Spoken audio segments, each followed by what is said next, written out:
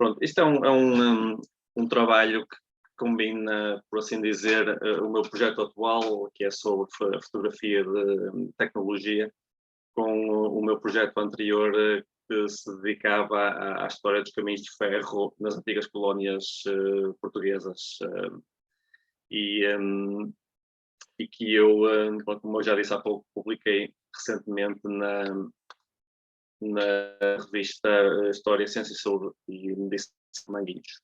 Os objetivos deste trabalho era sobretudo uma tentativa de combinar a fotografia com os estudos na história da tecnologia, que é uma área onde eu tenho trabalhado nos últimos anos.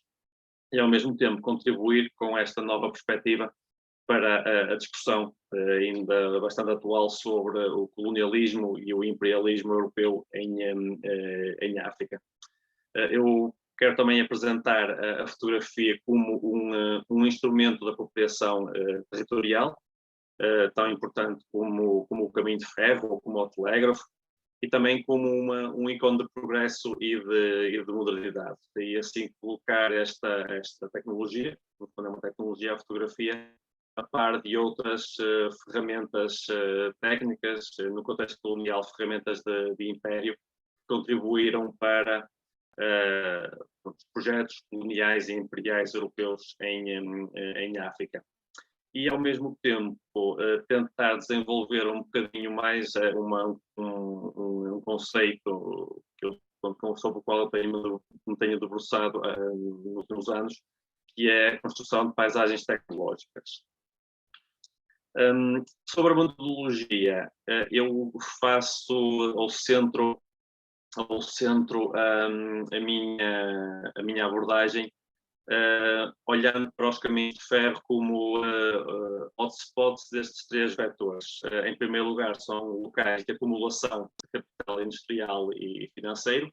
Como devem imaginar, todos estes caminhos de ferro, ou melhor, todos estes espaços do caminho de ferro, mas não só, são estudos de acumulação de capital industrial e financeiro trazido por companhias privadas que eram contratadas para fazer estas obras nas colónias, como também um hotspot de imperialismo e sobretudo imperialismo ferroviário, aquele imperialismo exercido mais sobre ou através da construção das ferrovias e de todas as relações de poder que trazia, desde o uso do caminho de ferro para exercer controle sobre o território e também sobre a importância da dependência que o caminho de ferro criava em relação a materiais normalmente importados, como eram o aço, o carvão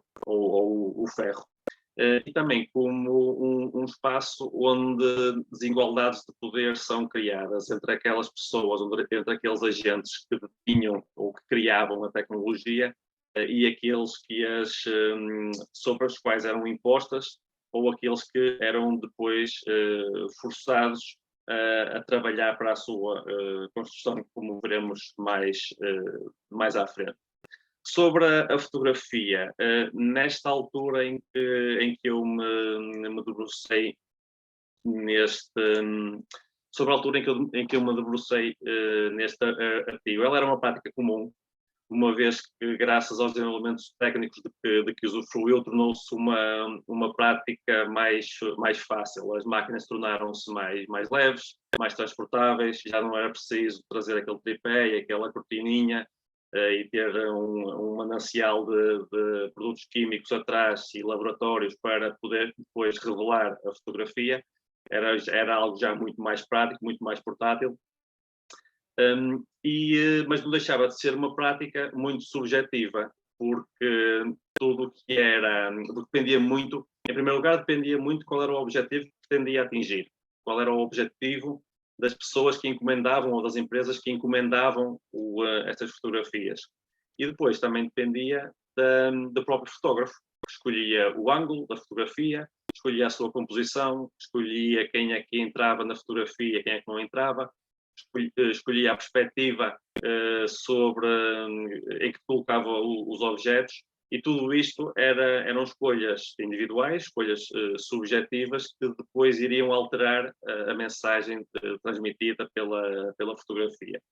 No entanto, uma vez que a fotografia era um produto da ciência e da tecnologia, ela era apresentada como um instrumento completamente objetivo, um instrumento que captava a realidade tal como a realidade era. E deste modo, ao transformar em algo objetivo uma coisa que era completamente subjetiva, a fotografia tornou-se também uma ferramenta para produzir ideologia e para produzir representações. Uma vez que apresentava as representações de uma determinada realidade, representações subjetivas, revestidas de uma aura de objetividade, e era apresentado como a realidade, ou como a verdade, tal como a realidade era. Eu gosto muito de citar aqui usar uma citação de um colonialista português, um intelectual português, o Luciano Cordeiro, que na introdução a um álbum fotográfico sobre a África diz mesmo isto, que a fotografia representa o que se viu, não como uma pessoa viu, mas como ela realmente é. Por isso era uma falácia, mas aqui mostra como a fotografia era interpretada como algo objetivo e que mostrava a realidade tal como a realidade era. Ainda sobre a metodologia, eu uso uma metodologia trazida da semiótica, sobretudo dos trabalhos do Roland Barthes, e que basicamente faz a distinção entre três objetos ou três realidades na fotografia. Em primeiro lugar, o significante, que é o objeto retratado, seja um porto, ou um caminho de ferro, ou uma locomotiva. O significado, que é a mensagem transmitida, e depois o signo, que é o mito gerado pela acumulação de fotografias, repetindo sempre o mesmo significado, a mesma mensagem. Naturalmente, para analisar estes conceitos, estas realidades, é necessário também recorrer a textos escritos, a textos documentais. Isto foi algo que eu, neste trabalho, acabei por não fazer, porque queria fazer algo diferente, um ensaio somente visual, e baseei-me sobretudo na literatura que já existia sobre as realidades históricas que estas fotografias que vos vou mostrar a seguir documentam. Sobre as fontes, eu recolhi um conjunto de perto de 300 imagens repartidas por vários álbuns. Estes álbuns foram produzidos por companhias privadas a quem o Estado tinha ou concessionado caminhos de ferro ou concessionado territórios em África, chamadas companhias majestáticas. Elas produziram vários álbuns. Alguns deles são simplesmente álbuns fotográficos, têm apenas as fotografias. Outros foram incluídos são relatórios que também trazem as fotografias para ilustrar esses mesmos relatórios. Em todo o caso, todos têm um conjunto de características em comum que permite fazer uma análise mais homogénea, mais uniforme desta realidade. Pronto, em relação agora aos objetivos ou só um bocadinho, aos objetivos ou às facetas que este corpus documental nos mostram. Só um bocadinho.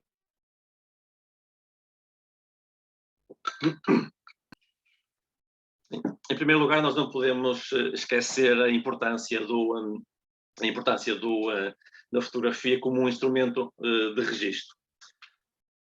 Tem uma função, sobretudo, utilitarista. É uma realidade que não é única, mas também existia, também estava lá, em que era usada pelos engenheiros para documentar o seu próprio trabalho. Portanto, era um instrumento que ficava à disposição do trabalho do engenheiro. E também serviria para fazer uma publicidade do seu próprio trabalho e do trabalho das companhias sobre a obra, no fundo, para mostrar aos investidores, para mostrar, neste caso, ao Estado que este tinha contratado, que a obra estava a avançar convenientemente. E a fotografia também tinha esta função um bocadinho mais utilitária.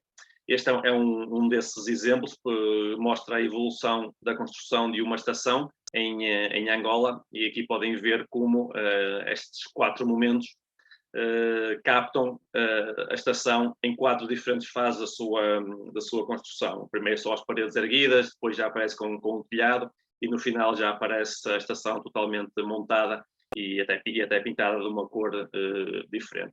Mas esta é uma realidade que nós também não podemos ignorar quando estudamos fotografia, e que é ver que ela servia para documentar o avanço da construção ou da empreitada ou do que fosse.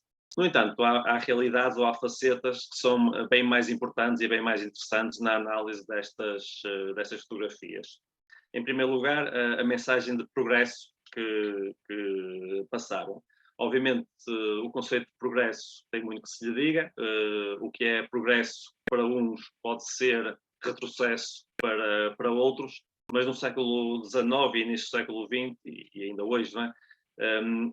O progresso está muito associado à ciência e à tecnologia. Tudo o que tenha por base, tudo que tem uma base tecnocientífica, de imediato representa progresso. E a fotografia, neste caso, foi muito útil para fazer passar esta mensagem, para reforçar esta noção de que progresso, ou como se dizia na altura, civilização, assentava sobretudo em grandes construções, em artefactos técnicos, em desenvolvimentos científicos, e isto era mais evidente ainda em África, que era um território muito cobiçado por várias potências europeias. E assim, a fotografia teve esta vantagem, esta função de evidenciar aquilo que na história da tecnologia normalmente se chama o sublime técnico associado à máquina. O sublime técnico é o prazer, o encanto de ver uma máquina em funcionamento. Sobretudo no século XIX, a grande máquina era a locomotiva, e a fotografia ajudou a dar uma visualização, um aspecto visual a este sublime. Também realçava a geometria das obras, a geometria das obras de engenharia, a geometria das ruas das novas cidades coloniais, o que também contrastava com o caos ou a falta de geometria da paisagem envolvente, e assim também se fazia passar um bocadinho a mensagem de domesticação da natureza, que é um ponto que eu vou tratar um bocadinho mais à frente. Obviamente que todos estes conseguimentos, todos estes avanços eram feitos por alguém. Neste caso eram feitas pelas companhias ferroviárias e não só, que trabalharam nestes territórios, e assim a fotografia servia para ilustrar o papel progressista ou civilizador destas companhias e por associação do Estado nestes territórios coloniais. E assim também se ilustrava a capacidade que Portugal tinha para colonizar os seus territórios. Nós não podemos esquecer que nesta altura a África era cobiçada por muitos países, muitos deles punham em causa a capacidade portuguesa para deter colónias, e assim a fotografia pôde ser um aliado da diplomacia portuguesa e da política portuguesa, para mostrar que de facto tinha essa capacidade para explorar e para desenvolver e para criar novas tecnologias, novos sistemas tecnológicos nas suas colónias, tanto quanto outros países colonizadores como a Inglaterra, como a Bélgica ou como a França. E aqui temos um exemplo daquilo que eu estava há pouco a dizer, o mostrar, o exibir a máquina como um símbolo máximo do sublime técnico e do engenho humano. Aqui temos outro exemplo de uma locomotiva, que neste caso que é retratada juntamente com outro ícone do progresso, que é a estação ferroviária. Na altura, eu recordo que há uma passagem muito famosa de um escritor português, o Pinheiro Chagas, que dizia que as estações eram os templos do progresso. Ele comparava que na Idade Média havia os castelos, na Idade Moderna havia as catedrais, e no século XIX havia a estação ferroviária. E, portanto, ela também um elemento de progresso, um elemento daquilo que chamaria a civilização, e que era também exibido juntamente com a locomotiva. De igual modo, a construção de arruamentos ou de cidades nas colónias ilustravam também esta mensagem de progresso.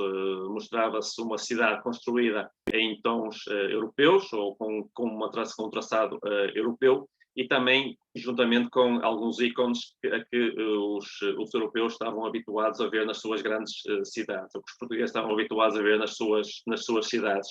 Como, por exemplo, os americanos, o tramway, o elétrico, que se vê aqui numa rua, aqui na cidade da Beira, em Moçambique, numa rua também ela muito larga, e também outros ícones, como, por exemplo, aqui os lampiões que estão na rua, e que ajudavam depois a iluminar à noite as ruas, e que eram também eles um símbolo da modernização que Portugal ia trazendo às suas colónias.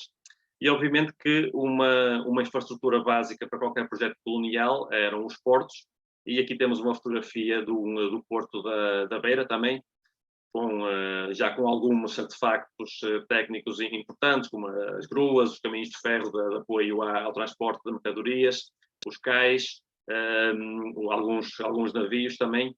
Tudo isto acabava por mostrar outra face da modernização que Portugal trazia à África. A construção de portos que serviam de umbrais, de portas de entrada, de portais de globalização, como referem alguns colegas, entre a metrópole e a realidade colonial. Nestas fotografias, embora elas fossem encomendadas por companhias privadas e também pelo Estado, os engenheiros acabavam por ter também uma presença muito, muito forte, e usavam a fotografia para se mostrarem como agentes de modernidade, porque a fotografia dava este impacto visual aos seus trabalhos, e deste modo realçava a sua agência modernizante e modernizadora que eles traziam, neste caso, para o contexto africano. E tal como anteriormente, nós temos fotos que são meramente ilustrativas, são retratos de um engenheiro a pousar para a fotografia, ou do grupo de engenheiros a pousar para a câmara, mas também temos fotos de trabalho. Estas são as mais importantes e as mais relevantes, mais reveladoras, aliás, desta agência modernizadora que os engenheiros traziam. Havia, assim, uma relação muito forte entre o engenheiro e a obra por ele realizada, e que só era possível através da fotografia, ou que pelo menos a fotografia dava um ênfase maior. E aqui também vamos poder ver, isto não é só exclusivo dos engenheiros, mas vamos também poder ver nas fotografias que eu vou mostrar a seguir, em como a composição da fotografia, a escolha da perspectiva era importante para mostrar, para dar outra mensagem, para realçar outro significado nas fotografias. E também como elas eram usadas para mostrar a dificuldade do trabalho que os engenheiros tinham. E assim realçando a mensagem da capacidade domesticadora da natureza que os engenheiros traziam, neste caso, para o território colonial. E para terminar, vou mostrar também algumas fotografias de inaugurações, que era um momento em que a tecnologia, por assim dizer, era ligada, era turned on, passava a ser uma realidade à disposição não só dos construtores, mas também dos utilizadores, e que eram momentos obviamente de festa e de momentos também simbólicos para a implementação destes sistemas nos territórios onde estavam implementados. Aqui temos um exemplo de uma daquelas fotos que eu falei primeiro, em que se vê um grupo de engenheiros e outros técnicos que, pronto, simplesmente se colocaram alguns sentados, outros de pé, a pousar para a câmara, e foi retirada assim uma fotografia. Mas aqui temos já uma outra fotografia que mostra um dos engenheiros, aqui creio que era da companhia de Ambaca, que estava junto a uma ponte que tinha sido construída há pouco tempo. E aqui esta escolha de composição permite realçar um bocadinho a diferença de tamanho em que existe, ou bem melhor, servir de escala para ver a dimensão do trabalho executado. Ao mesmo tempo que mostra também um bocadinho do ambiente e da paisagem africana e das dificuldades que estes homens tiveram que enfrentar quando construíram as suas obras.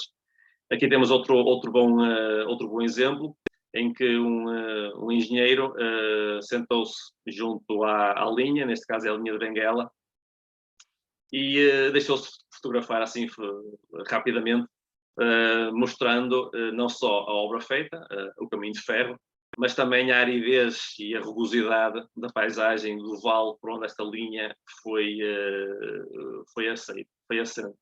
De realçar aqui também o vestuário do engenheiro, que se repararem está completamente branco, um branco imaculado, e que mostra que que esta fotografia foi claramente também encenada, porque durante o trabalho era muito difícil que ele acabasse com o seu vestuário assim tão imaculadamente branco.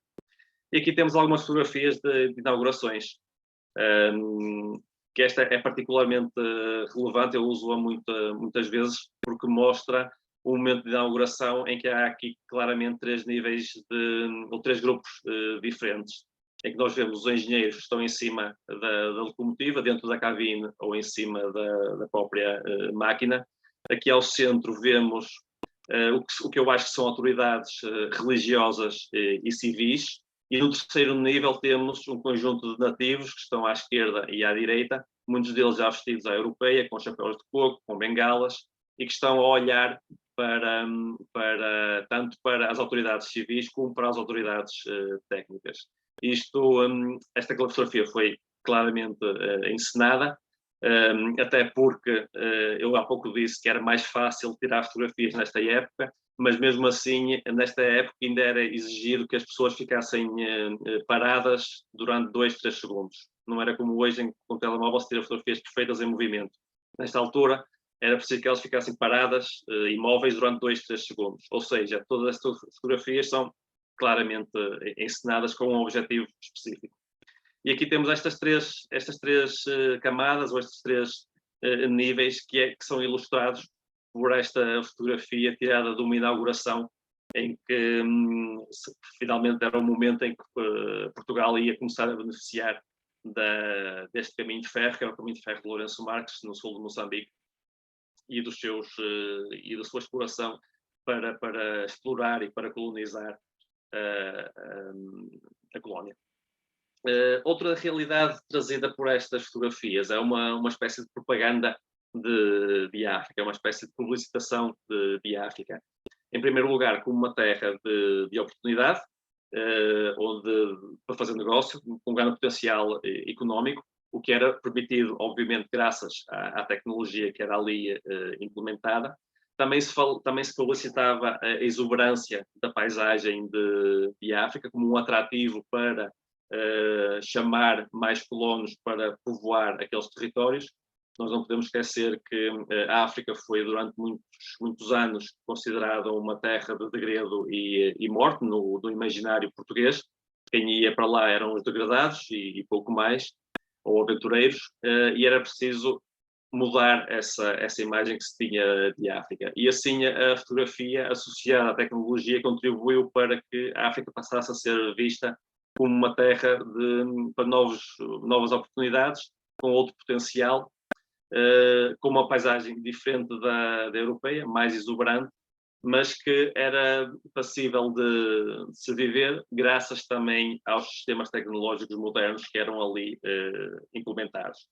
E aqui temos um exemplo daquilo que eu estou a dizer, uma panorâmica da cidade de Lourenço Marques, em que se vê já algumas casas mais comuns às que existiam na Europa e em Portugal, o que dava esta ideia de domesticação da paisagem e da natureza.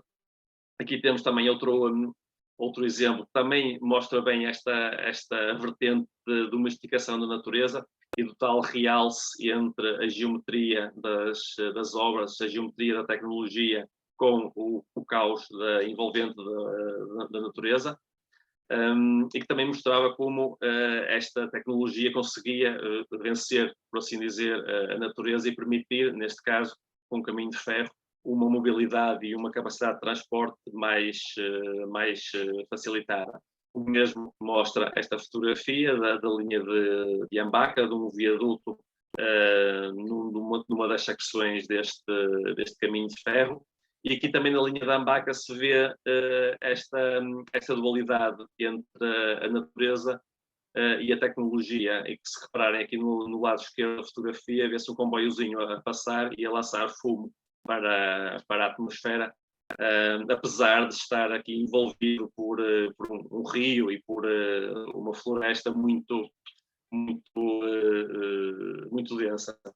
E aqui também mais uma imagem de algumas casas construídas no meio da paisagem africana, mostrando a possibilidade de ter uma habitação e de se viver no centro de África. E por fim, para terminar, também gostaria aqui de realçar outra realidade trazida por estas fotografias, que é a relação com o outro, a relação com o nativo.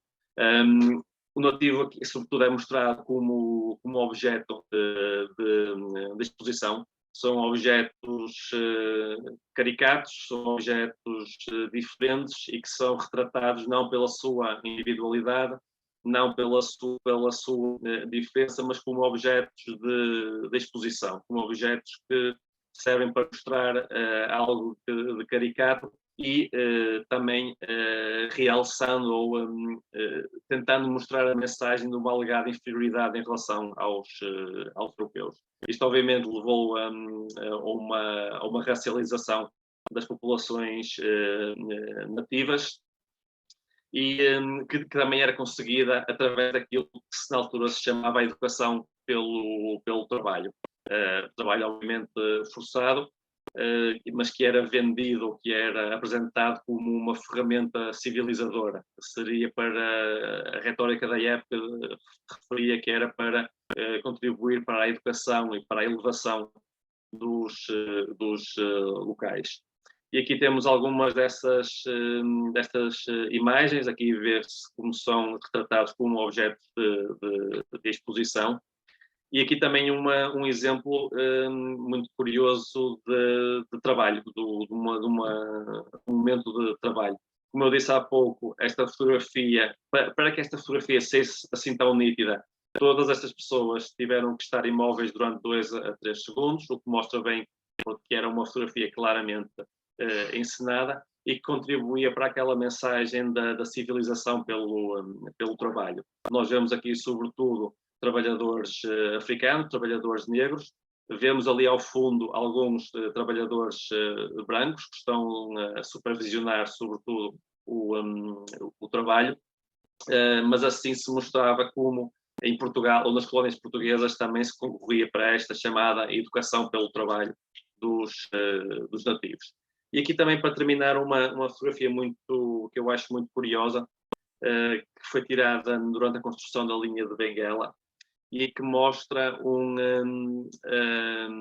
uma barraca que tinha um dínamo. E podem ver como o fotógrafo optou por retirar esta fotografia, mostrando dentro da barraca um conjunto de 3 engenheiros que estão a manobrar o dínamo, e fora estão dois nativos que estão a olhar para a barraca. Mais uma vez, esta é uma fotografia encenada, uma fotografia tirada com um certo propósito e que mostra também aqui a diferença e esta desigual relação de poder entre aqueles que detinham os conhecimentos para manobrar a tecnologia e aqueles que não as detinham e que não a detinham e que simplesmente só podiam olhar à distância para ela. E pronto, portanto, eu com isto termino a minha apresentação. Creio que já estamos outra vez só a ver o... sim. E pronto, foi um prazer apresentar, espero que tenham gostado e espero que tenham perguntas ou dúvidas ou críticas, sugestões para me apresentar a seguir. Muito obrigado.